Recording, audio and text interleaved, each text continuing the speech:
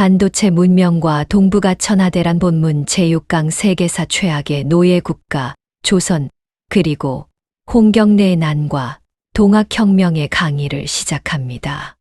안녕하십니까, 최동환입니다.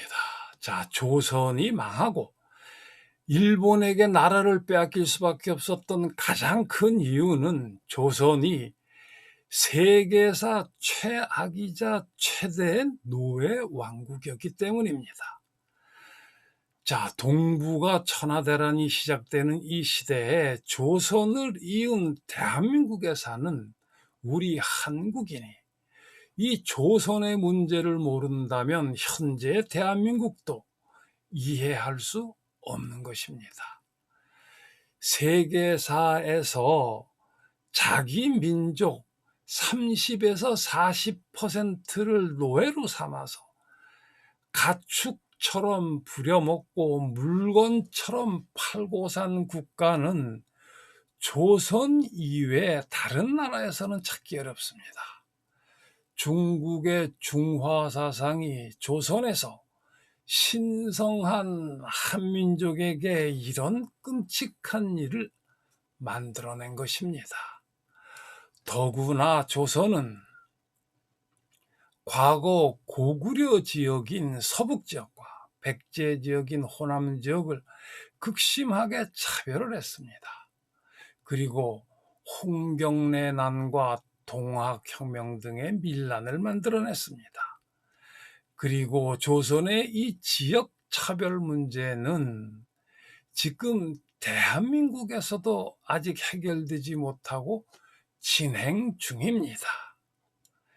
자, 조선의 노예 문제와 지역 차별 문제는 조선이 중국의 중화 사상의 수직적 계급 구조의 이원론을 받아들였기 때문입니다. 그런데 조선은 신성한 한민족에게 중국보다 더 극단적으로 이 중화 사상의 이원론을 적용했다는 점에서 더욱더 문제가 되는 것입니다. 자, 노예 연구의 대가인 올란도 패터슨은 조선의 노예제도에 대해서 다음과 같이 평가를 했습니다. 규칙이 적용된 한국에서 우리는 이 왕조 이전의 고려 시대에는 부분적으로만 동양에서 가장 발달한 노예제도를 그리고 전근대 세계에서 어디에서보다 가장 발달한 노예제도 중 하나를 발견한다. 자, 패터슨은 더 자세하게 사실상 조선의 노예제도가 세계에서 최악이다라고 말하고 있습니다. 패터슨은 자신의 책 Slave and Social Death에서 노예가 출생에 의해 신분이 세습되는 방식을 7가지로 구분했다. 그 중에서 가장 가혹하게도 부모의 어느 한쪽이 노예이면 그 자식이 모두 노예가 되는 방식을 중국식 패턴이라고 했다. 그런데 중국에서는 이 방식을 적용하기가 어렵고 중국 가까운 고려와 조선에서 이 방식이 적용된 예를 찾을 수 있다고 했다. 패터슨은 조선과 비슷한 예로 인도네시아의 셀레브스 섬의 몇 부족들과 아프리카의 마다가스카르의 메리나의 부족 그리고 로마 제국 멸망 후 스페인과 이탈리아에 쳐들어온 야만족 셋을 예로 들고 있다. 패터슨은 이들이 세계사에서 그 존재가 미미한 부족들이므로 사실상 조선이야말로 세계사 최악의 노예 국가라고 말하고 있는 것과 다름이 없다. 자, 로마 제국에서는 총 인구의 30%가 그리고 미국 남부의 경우에는 총 인구의 33%가 노예였습니다.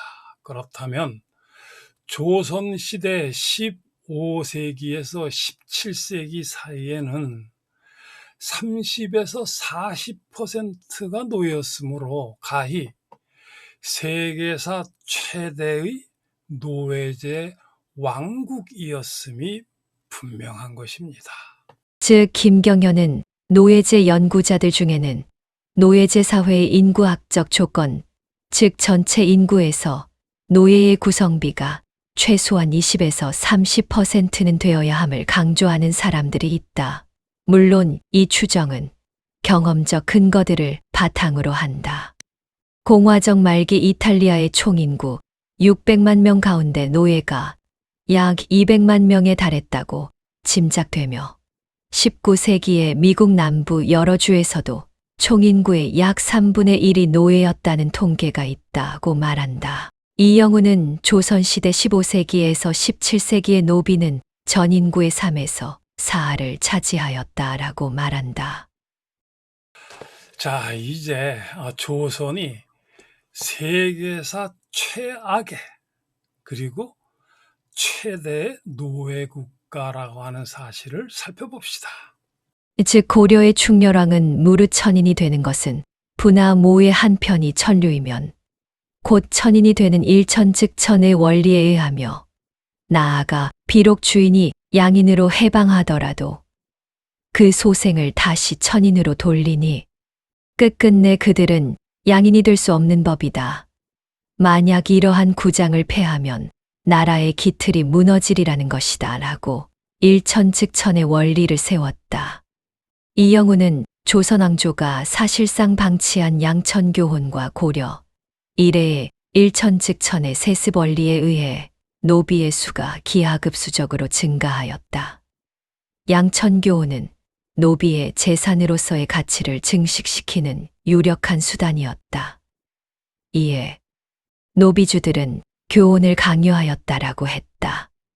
자, 조선은 일천즉천, 그러니까 부모 중 누구의 자식이든 그 자식은 노예였습니다. 그러나 로마와 미국 남부는 종모제, 즉 어머니의 자식만 노예였습니다. 노예의 사실혼은 결코 그 적법성을 인정받지 못했다. 그것은 한쪽 당사자가 자유인일 경우에도 마찬가지였다. 노예 여자가 자유인 남자와 관계하여 그것은 자유인이 노예를 성적으로 착취하는 가장 일반적인 형태였다. 나은 아이는 종모 partus sequitur ventrem의 원칙에 따라 여자 노예의 주인의 소유가 되었다. 1660년대에 이르면 노예제도는 법적으로 인정된다. 버지니아와 메릴랜드의 법은 흑인이 종신노동 서비스 듀란트 베이츠에 종사하고 노예의 신분이 모계로 유전된다고 명시하면서 공식적으로 노예제도를 인정하였다. 자, 조선 중엽의 성호 이익은 조선의 노비제도가 천하 고금에 없는 법이라고 이렇게 한탄했습니다. 대대로 노비가 되도록 하는 것은 고금을 통틀어 없는 일이고 온 세상을 둘러봐도 없는 일이다. 이익은 문벌을 숭상하는 습속이 있어 일가의 벼슬아치가 있으면 친척들까지 모두 농기구를 버리고 일을 하지 않는다. 그리고 노비를 대대로 전하는 법이 있어 문관도 아니고 무관도 아니며 고조와 증조가 벼슬하지 못했는데도 노비를 부리며 편안하게 앉아서 여유 있는 생활을 한다. 만약 몸소 농사 짓는 사람이 있으면 대단한 수치로 여겨 그 집안과 혼인을 맺지 않는다라고 했다. 자, 우리나라는 고려 때까지만 해도 노비는 불과 10%였고 그나마 쉽게 그 노비 신분을 벗어날 수 있었습니다. 그러나 조선에 와서 세계사의 유례가 없는 최악의 그리고 최대의 노예 왕국이 된 것입니다. 이는 조선이 그토록 떠받들던 송나라와 명나라에서도 없었던 조선이 만든 악법이었습니다. 즉 최악의 중화 사상이 중국이 아니라 조선에서 만들어진 것입니다. 설문의자와 풍속통에서는 노비를 범죄자라고 설명한다. 진나라와 한나라에서는 노비가 물건의 성격이었지만 당나라에서는 인간의 성격이 강화되어 반인반물의 성격이 되었다. 송나라 이후에는 산노비의 소유와 매매가 금지되고 명나라에서는 관노비의 급격한 축소와 함께 산노비의 소유와 매매가 금지됨으로써 서민들이 노비를 소유하면 처벌될 뿐만 아니라 노비는 종양되도록 되어 있다. 공신만이 국가에서 상으로 지급한 노비만을 소유할 수 있도록 하였다. 청나라 선통제 원년에 노비제도가 폐지되었다.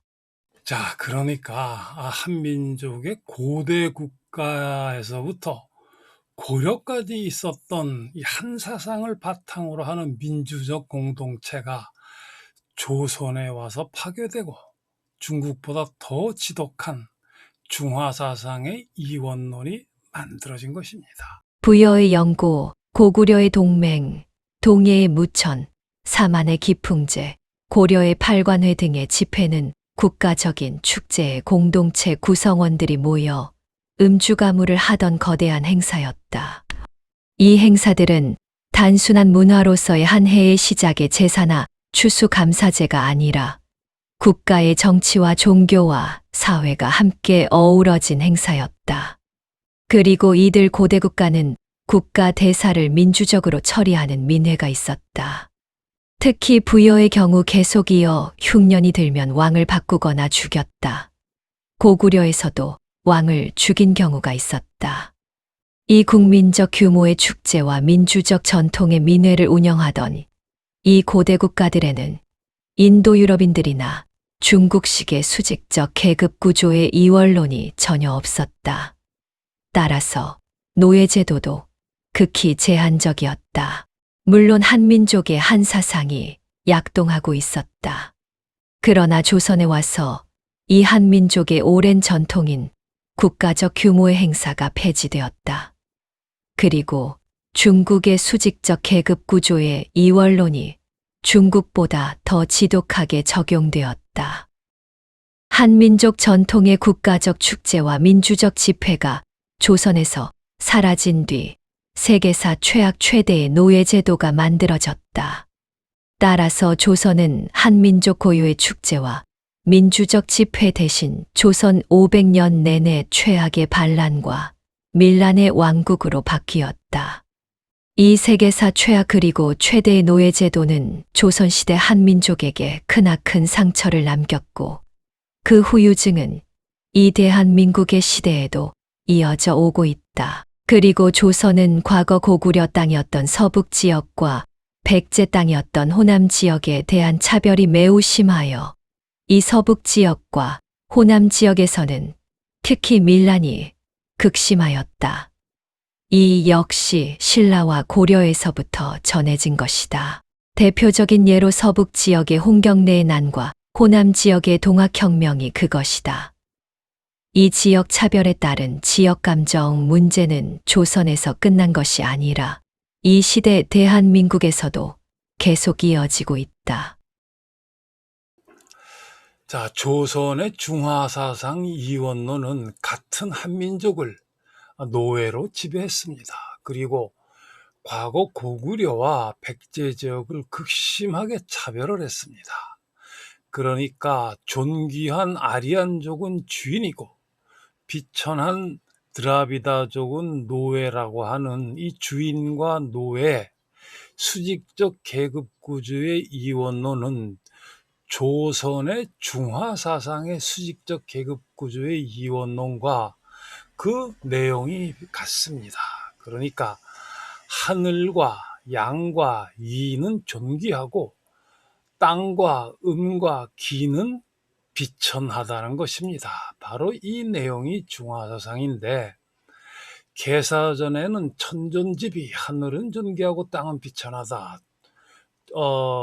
중화사상을 확립한 동중서는 양존음비 양은 존귀하고 음은 비천하다. 그리고 조선의 퇴괴 이황은 이존기비 그러니까 이는 존귀하고 기는 비천하다라고 설명을 한 것입니다.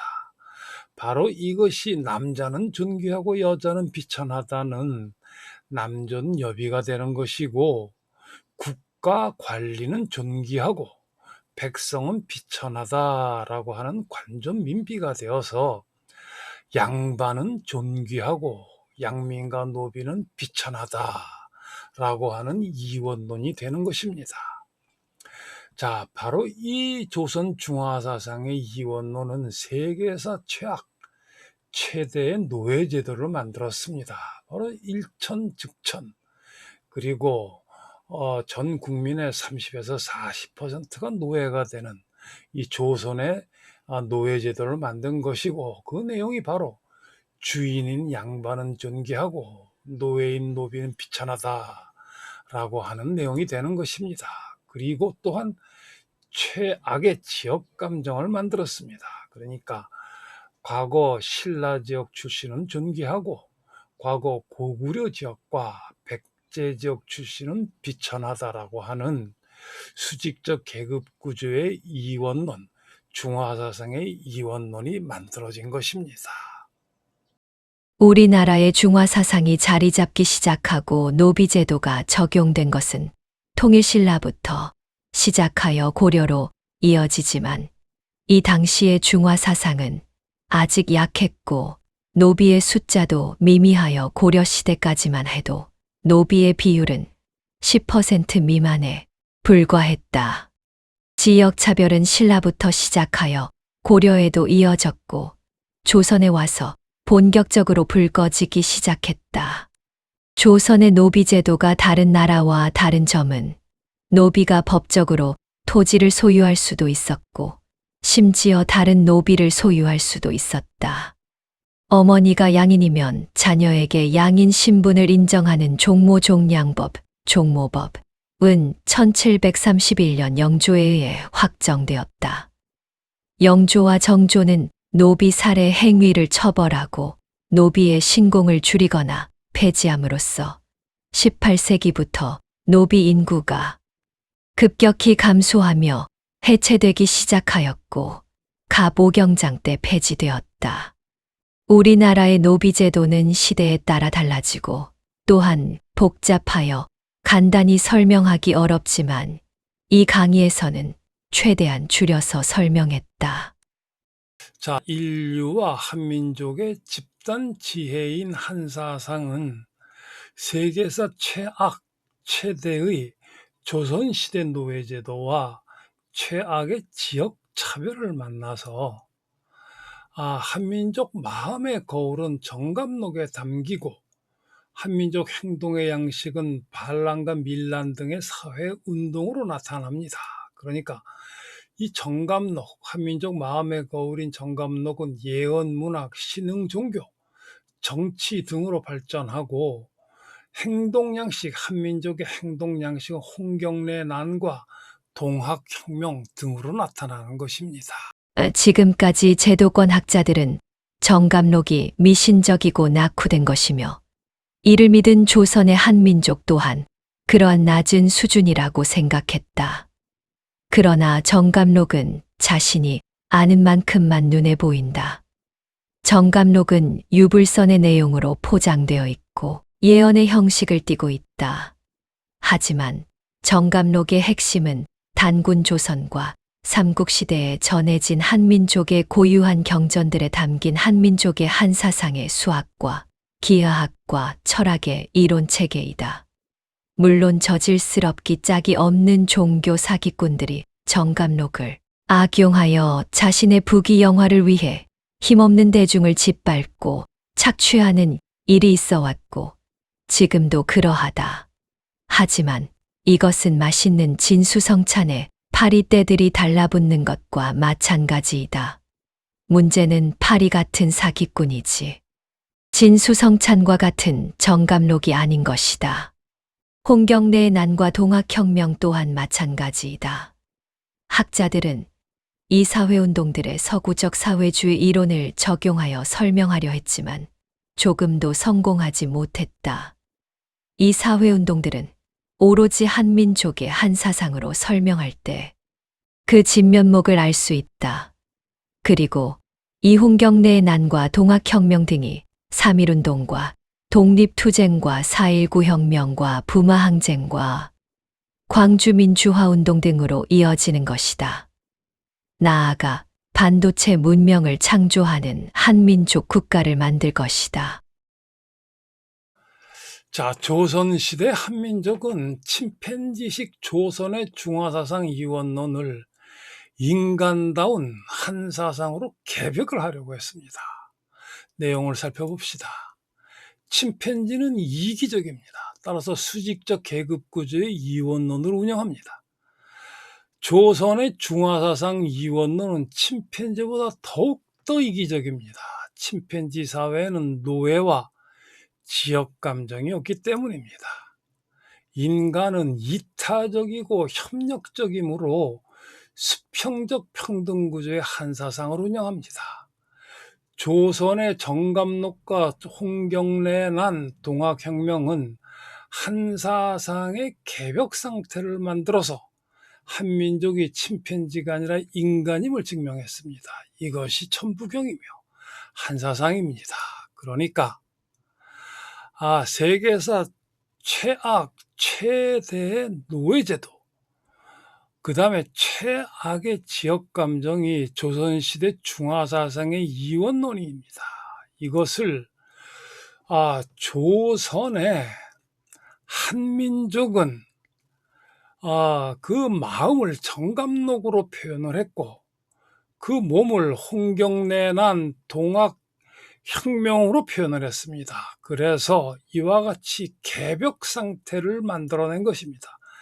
바로 이것이 천부경이며 한사상의 시작인 개벽의 상태, 그러니까 남녀평등, 지배와 피지배가 없는 평등 상태의 개벽인 것이고, 바로 이것이 동북아 문명의 창조 원리의 핵심인 하도낙서와 음양오행이고, 이 개벽 상태에서 한사상의 홍익인간 과정이 만들어지는 것입니다.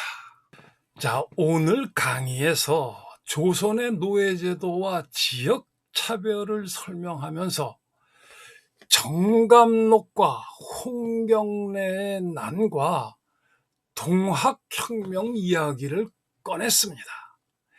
이야말로 조선시대에 이어 대한민국에서 우리 한민족이 진행 중인 개벽의 핵심이며 나아가 한사상의 홍익인간 과정을 시작하는 기적과도 같은 세계사적인 장면이기 때문입니다. 자, 이 정감록과 홍경래의 난과 동학혁명 그리고 지역차별 문제는 과거 조선의 문제가 아니라 이 시대 대한민국의 너무도 중요한 문제이므로 각각 따로 나누어서 자세하게 강의를 하려고 합니다. 자, 오늘 강의는 여기서 마치겠습니다. 강의는 계속 이어집니다.